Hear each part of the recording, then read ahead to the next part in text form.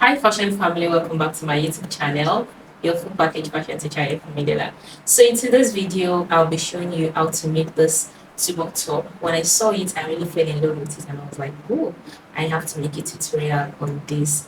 It's a corset dress, as you can see, but not the one where the bonings are visible. And then what's really actually attracted me to the dress is, to the top is the fact that the closure is not the conventional one. It doesn't stay at the center of the back. It's just by the side, and it actually beautifies the dress. And then the cape on it, look at that cape.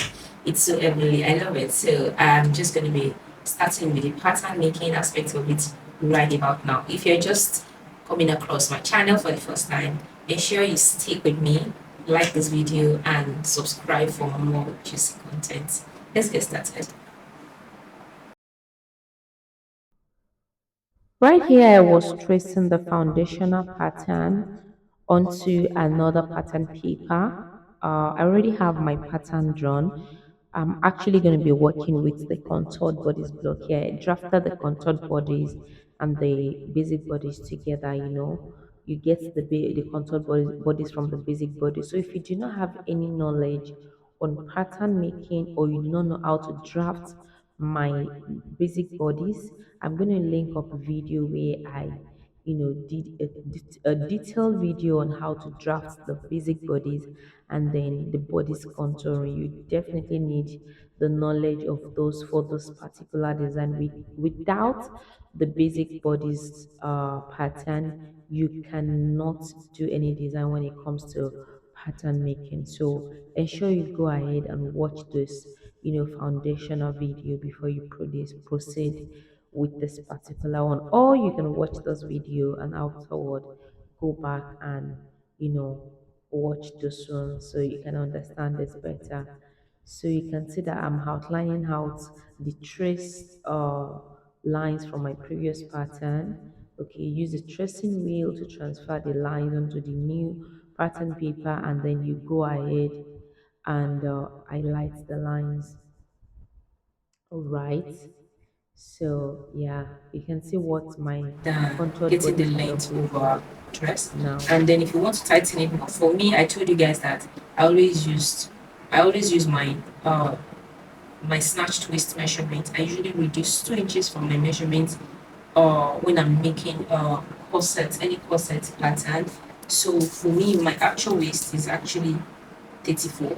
Okay, so most of the time, because I work with fitted dresses for myself most of the time, I do 32 on my pattern. So if you've not snatched your waist, you can go ahead and snatch it before you proceed.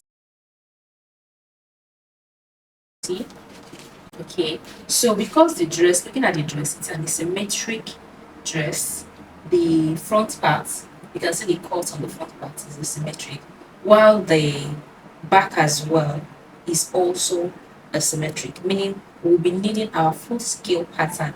So when we say full scale pattern, it means both back has to be in full, both front and back has to be in full. Like this is like cut half of the back. This is half of the front. So we need the full front pattern, the full front draft, and then the full back draft for us to get any asymmetric So in preparation design. for the Okay. symmetric design to get a full scale pattern, you need to get a wider paper. So here I went ahead to use my masking tape to add more paper to it, and I folded it on the center back just like that, so I can use my tracing wheel to transfer the line onto the fresh paper so I can have the full scale.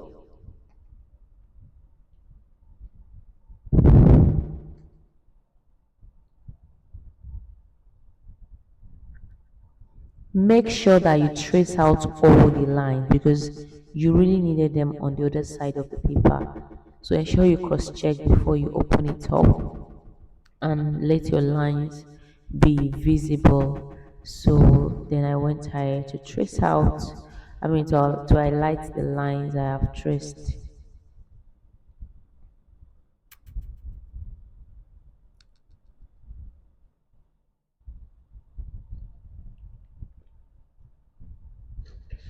Okay, so first thing I'm going to do is I'll cut out the front because the front does not really need much of stress like that, basically because the cut is just only at the base of the top and it's just really little. So what I will do is when I'm cutting my fabric, I'll go ahead and shape out that part of the, or of the cutout here. I'm going to shape it out from the fabric. So I'll just get the length of the top and then the neckline here. So and I think I want to lengthen my waistline a little bit because it's a corset dress is fitted and I want the silhouette to come out more better. I want it also to look extended. So I will extend it forward by 1 inch. Okay, so I'm extending it downward rather by 1 inch. Okay. So it doesn't affect the fit of the dress at all. It doesn't affect the fit of the dress.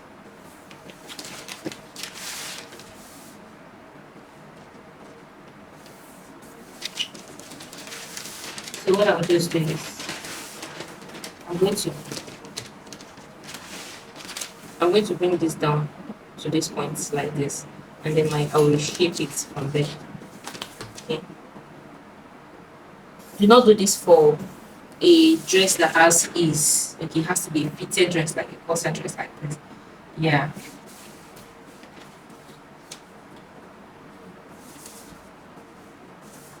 And it is not compulsory. If you watch some of my videos, sometimes I don't do it. So it's not like I say it is compulsory. It's just if you want it done. Yeah.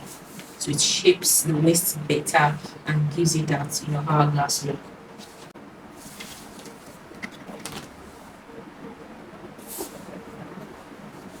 Alright. So let's get the length of our top. So I'll need to slant it up from here. Yeah, the slanting is quite obvious. You can see from the dress she's wearing herself. So I think I'll just be using the midpoint.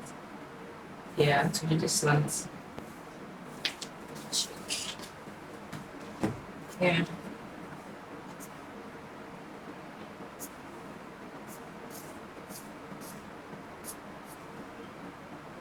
So this is it, I guess.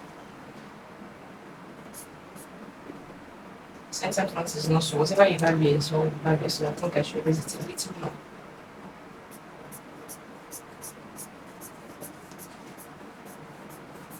Yeah, so this is better.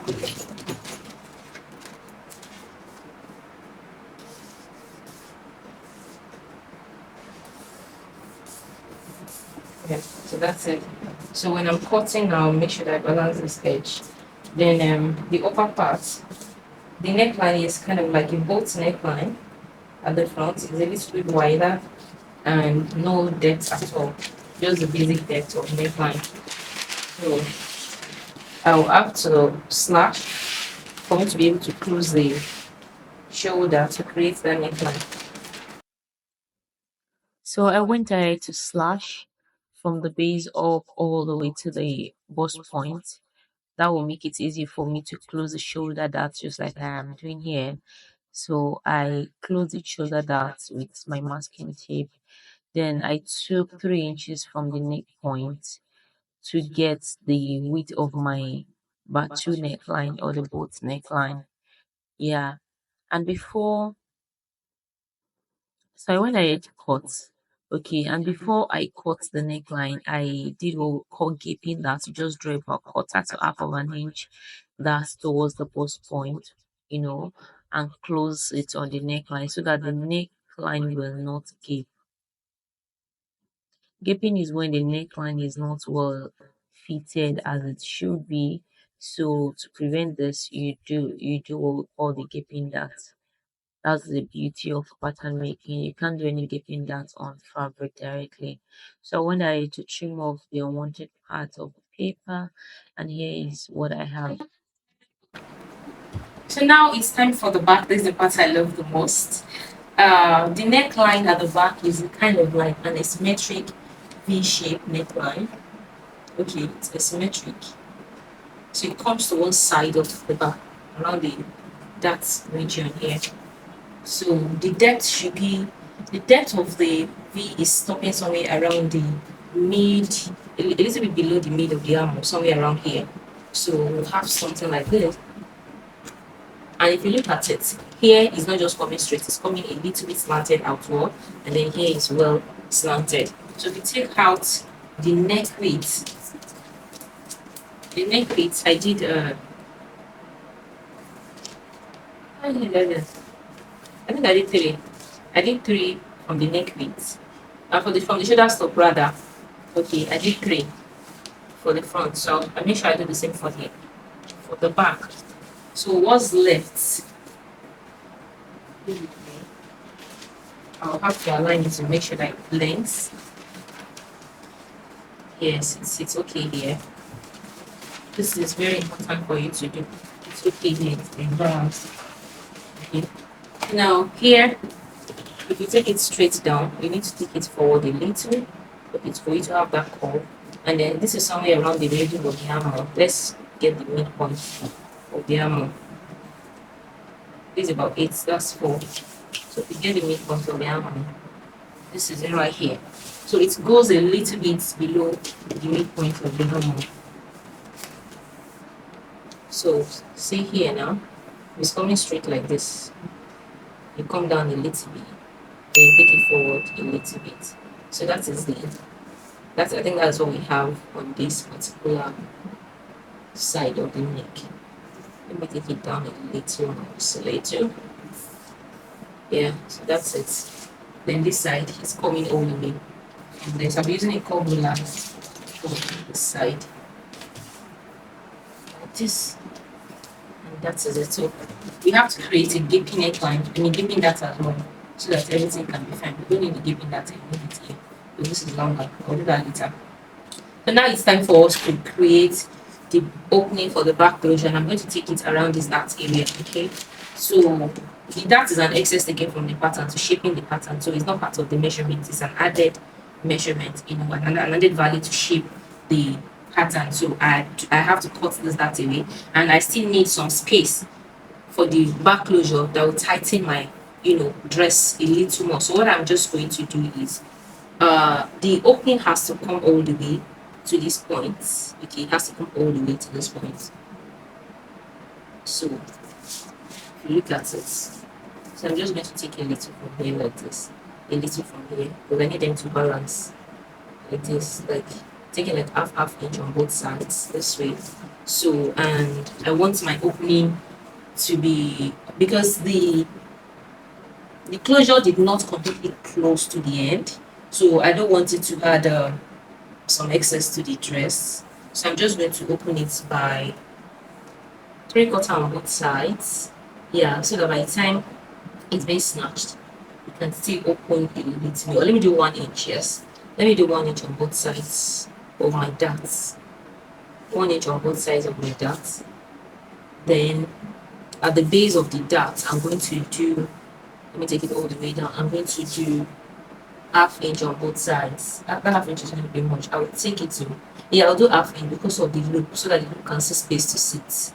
I'll do 1/2 inch on both sides. Yeah, for the sake of the loop. So what I will now do is I'll just make a connection like this.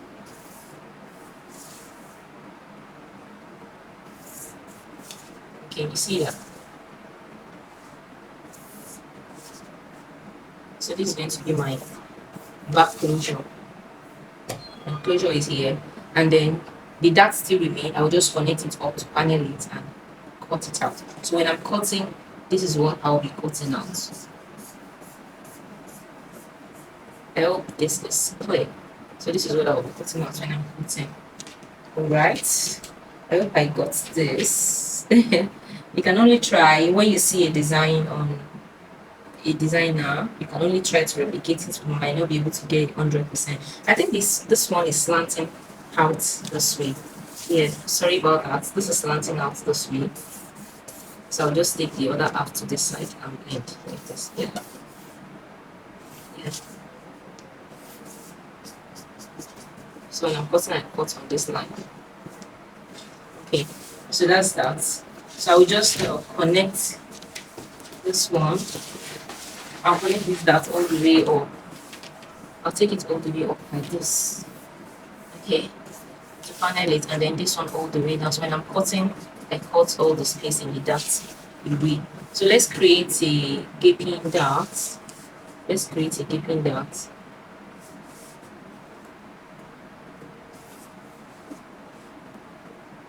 do like up to half here. And yeah, so that's giving that. Now let's cut. Let's get the length. So it has to match with this.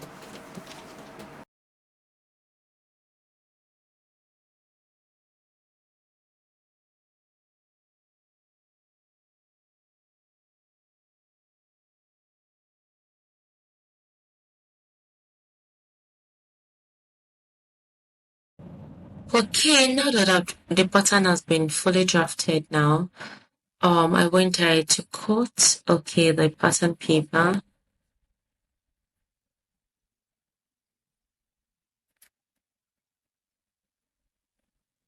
So make sure you cut exactly on the line so you don't add excess to it. Then I want it to fold the gaping dart. Whenever you have a wide neckline, you should create a gaping dart. And sometimes you can even have more than one gaping dart on the neckline depending on how wide it is. So it doesn't have to just be one gaping dart.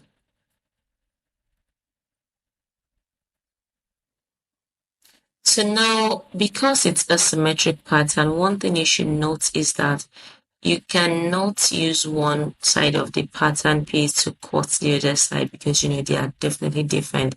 So right now we have 3 pieces on the back. Here.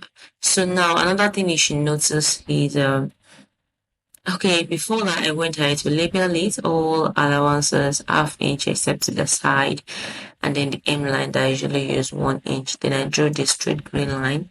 Labeling is important as a pattern maker. Alright, so now one other thing you should take note is that because it's an asymmetric pattern, you cannot use one side. You cannot cut one part on the wrong side and then cut the other side on the right side.